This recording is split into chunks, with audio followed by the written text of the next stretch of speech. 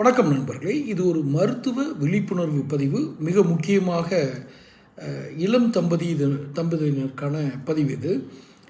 இது குறித்து ஏற்கனவே என்னுடைய சேனலில் நான் பதிவு போட்டிருக்கேன். நம்ம சேனலில் இருந்தாலும் இது ஒரு புதிய அப்டேட்.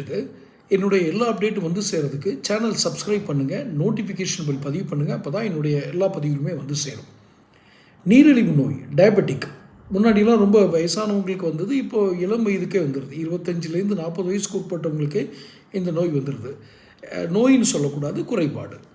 இந்த டயபெட்டிக் சுகர் வந்தவங்க தாம்பத்திய வாழ்க்கையில் முழுமையாக ஈடுபட முடியாது, குழந்தை பேர் பாதிக்கப்படும் அப்படிங்கிற ஒரு பொதுவான கருத்து நிலவும். இது உண்மையா அப்படின்னு மருத்துவர்கிட்ட கேட்கும்போது அவங்களுடைய பதில் என்ன அப்படின்னா, டயபெட்டிக் வந்ததுனாலே ஒருத்தருக்கு வந்து குழந்தை பெற தகுதி இருக்காது, அவரால் குழந்தை பேர் இது பண்ண முடியாது, தாம்பத்தியத்தில் ஈடுபட முடியாது அப்படிங்கிறது இல்லை. ஆனால் அந்த டயபெட்டிக்கை ஆரம்ப நிலையிலேயே கண்டுபிடித்து சரி பண்ணால் போதும். இதில் என்ன இது வருது, பாதிப்பு என்ன வருது, தாம்பத்திய வாழ்க்கை பாதிப்பு என்ன வருது? எரெக்டில் டைஃபங்க்ஷனல் அப்படின்னு சொல்கிறாங்க. அதாவது ஆண் உறுப்பினுடைய விரைப்புத்தன்மை குறைதல். இந்த ஆண் உறுப்பின் விரைப்புத்தன்மை குறைதல் என்ற ஒரு செய்தி வந்தாலே அது வந்து இனப்பெருக்கத்திற்கான ஒரு தடையாக அமையும்.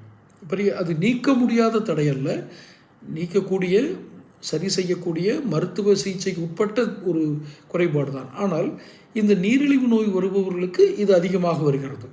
இது எரெக்டில் டைஃபங்க்ஷனல், விரைப்புத்தன்மை குறைவு. இப்போ இதை நீக்கிட்டாலே போதும். அப்போது டயபெட்டிக்கை கண்ட்ரோலில் வச்சுருக்கிறவங்களுக்கு இந்த தாம்பத்திய வாழ்க்கை பாதிக்கப்படுறதோ குழந்தை பேரில் தடை வர்றதோ கிடையாது.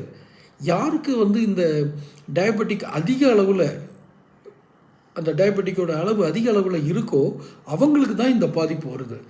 ஆனால் இந்த எரெக்டில் டைஃபங்க்ஷனல்னு சொல்கிறாங்க இல்லையா, விரைப்புத்தன்மை குறைவுக்கு நிறைய காரணங்கள் இருக்குது. அதில் முக்கியமான காரணம் வந்து சர்க்கரை நோய். ஸோ இந்த சர்க்கரை நோயை வச்சுருக்கவங்க தாம்பத்தியத்தில் ஈடுபட முடியாது, திருமணம் பண்ணிக்க முடியாது அப்படிங்கிறதெல்லாம் கிடையாது. திருமணம் பண்ணிக்கொள்ளலாம், குழந்தையை பெற்றுக்கொள்ளலாம், குழந்தை பேர் உண்டு. அதற்கான எல்லா சாத்தியக்கூறுகளும் நீரிழிவு வந்தவர்களுக்கும் உண்டு. நோயாளிகள் அல்ல, நீரிழிவு வந்தவர்களுக்கும் அந்த சாத்தியங்கள் இருக்கிறது. ஆனால் கட்டுப்பாட்டில் வைத்து கொள்ள வேண்டும். இதை ஆரம்ப நிலையிலே கண்டறிந்து உரிய மருத்துவ சிகிச்சை எடுத்துக்கிட்டாங்கன்னா இப்போ நான் சொன்னேன்ல, எரெக்டில் டைஃபங்க்ஷன், விரைப்புத்தன்மை குறைவுங்கிறது நீங்கி அவங்களும் மற்றவர்கள் போல் இன்பமாக வாழலாம். ஸோ டயபெட்டிக் வந்து தாம்பத்தியத்தில் ஈடுபடுறதுக்கு தடையாக இருக்கும் என்பது உண்மை அல்ல. தொடர்ந்து மருத்துவ பதிவுகள் பெறுவதற்கு சேனல் சப்ஸ்கிரைப் பண்ணிக்கங்க, நோட்டிஃபிகேஷன் பில் பதிவு பண்ணிக்கோங்க.